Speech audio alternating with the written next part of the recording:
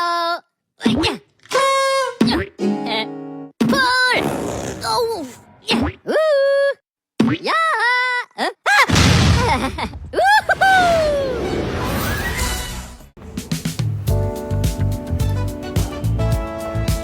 Assalamualaikum warahmatullahi wabarakatuh. Selamat siang semuanya. Sebelumnya, perkenalkan nama saya Mas Anugrah Pratama Putra. Di kesempatan kali ini, saya dan bersama rekan-rekan kelompok saya berkesempatan untuk menjelaskan materi tentang constitutional engineering. Dan di sini tentu saja saya tidak sendiri, saya bersama rekan-rekan saya, yaitu dengan Perkenalkan, nama saya Muhammad Zaki Rizky. Perkenalkan, nama saya Suciko. Perkenalkan, nama saya Rina Finandalvia Putri Akhira. Perkenalkan, nama saya Nur Siti Afifa. Dan baik, langsung saja kita ke materinya. Pertama-tama langsung saja kita ke pengertian apa itu constitutional engineering. Constitutional engineering merupakan proses perancangan dan penataan ulang institusi-institusi politik dalam suatu negara dengan tujuan untuk menciptakan sistem pemerintahan yang tidak hanya efektif secara administratif tetapi juga adil secara politik dan representatif terhadap keragaman masyarakat. Istilah ini mengacu pada upaya sistematis untuk membentuk aturan-aturan dasar negara yang mengatur kekuasaan, relasi antar lembaga negara, serta hubungan antara pemerintah dan warga negara. Dalam praktiknya, rekayasa konstitusional sangat erat kaitannya dengan desain sistem politik, seperti pemilihan antara sistem presidensial atau parlementer, bentuk negara kesatuan atau federal, serta sistem pemilu yang berproporsional atau mayoritarian. Semua pilihan ini bukanlah keputusan teknis belaka, melainkan mencerminkan pertimbangan strategis tentang bagaimana kekuasaan harus dikelola, siapa yang harus diwakili, dan bagaimana stabilitas politik dapat dipertahankan di tengah kompleksitas sosial yang ada. Baik, selanjutnya teman saya akan melanjutkan poin berikutnya. Rekayasa konstitusional seringkali menjadi bagian penting dalam proses transisi demokrasi, terutama di negara-negara yang baru keluar dari konflik kolonialisme atau rezim otoriter. Dalam situasi seperti itu, konstitusi tidak hanya menjadi dokumen hukum, tetapi juga simbol kontrak sosial baru antara kelompok-kelompok yang sebelumnya bertikai. Para perancang konstitusi, baik itu akademis, politisi, atau pakar hukum, harus mempertimbangkan banyak faktor seperti keseimbangan kekuasaan, mekanisme akuntabilitas, dan pengakuan terhadap hak-hak minoritas. Dalam hal ini, desain institusional menjadi sangat penting karena pilihan-pilihan desain tersebut akan membentuk perilaku politik jangka panjang. Misalnya, sistem pemilu proporsional mungkin lebih cocok untuk negara yang sangat plural dan memiliki banyak partai, karena dapat mendorong inklusi dan mengurangi marginalisasi politik. Sebaliknya, sistem mayoritas mungkin mendorong stabilitas, tetapi bisa mengecualikan kelompok-kelompok kecil dari proses pengambilan keputusan.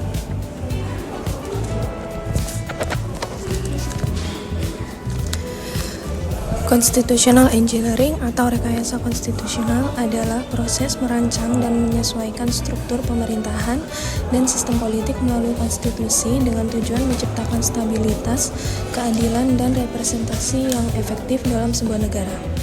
Istilah ini mulai dikenal luas setelah Perang Dunia II, ketika banyak negara mengalami perubahan politik besar, baik karena kemerdekaan dari kolonialisme maupun transisi dari rezim otoriter ke sistem demokrasi. Pada masa dekolonisasi, negara-negara di Asia dan Afrika seperti India dan Nigeria harus memilih dan menyesuaikan sistem pemerintahan asing agar sesuai dengan kondisi sosial dan budaya lokal mereka.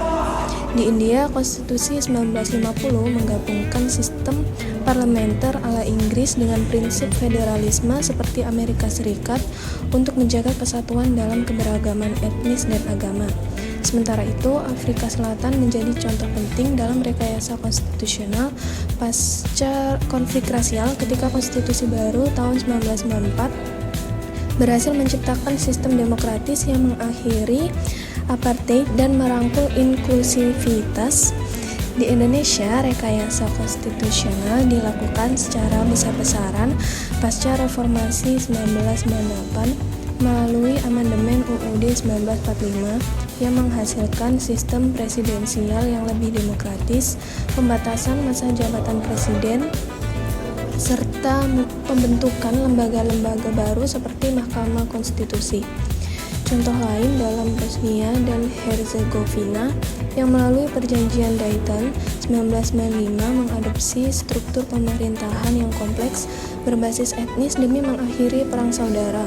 Meskipun kemudian sistem tersebut dikritik karena mengabadikan pembelahan identitas, dengan demikian constitutional engineering merupakan alat penting dalam merancang sistem politik yang berkelanjutan dan mampu merespon realitas sosial suatu negara.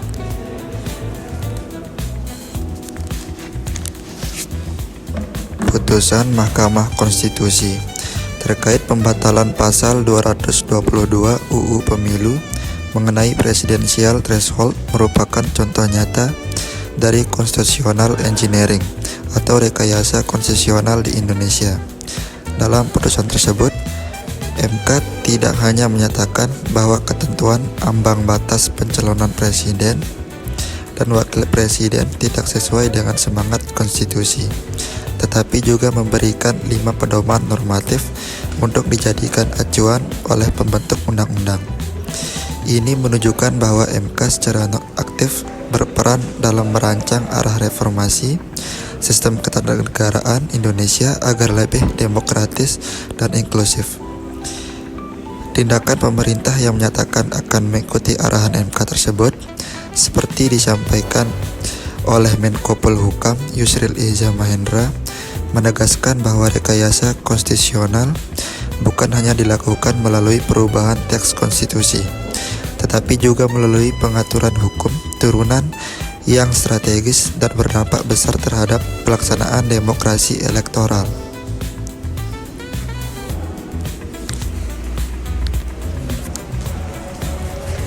Pengaruh dari kasus ini sangat signifikan, terutama terhadap sistem kepemiluan dan struktur partai politik di Indonesia.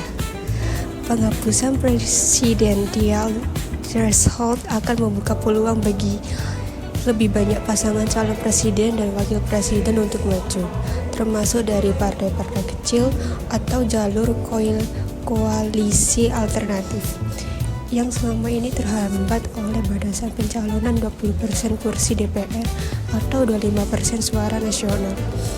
Ini berpotensi memperluas ruang partisipasi politik, meningkatkan kompetisi yang sehat, serta memperkuat representasi politik di tingkat nasional. Di sisi lain, perubahan ini juga memaksa partai politik untuk lebih adaptif dan terbuka terhadap kerjasama lintas partai atau tokoh-tokoh independen.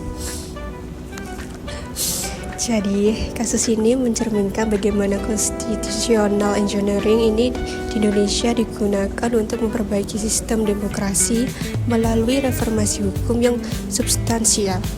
Dengan melibatkan peran aktif lembaga yudikatif dan responsif dan eksekutif, rekayasa konstitusional semacam ini dapat menjadi sarana penting untuk menjaga keberlanjutan demokrasi, memperkuat legitimasi politik, dan menjamin bahwa hak politik warga negara terlindung secara setara.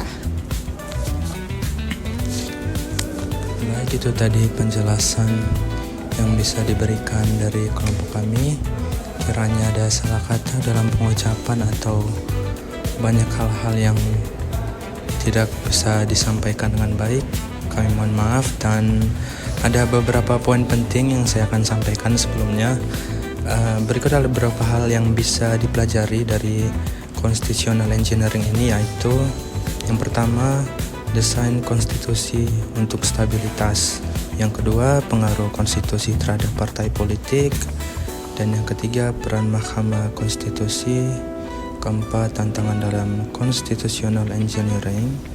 5, pentingnya konsensus. Dan itulah penjelasan dari kelompok kami. Sekian dari apa yang kami jelaskan. Semoga teman-teman sekalian bisa menikmati apa yang kami berikan. Wassalamualaikum warahmatullahi wabarakatuh.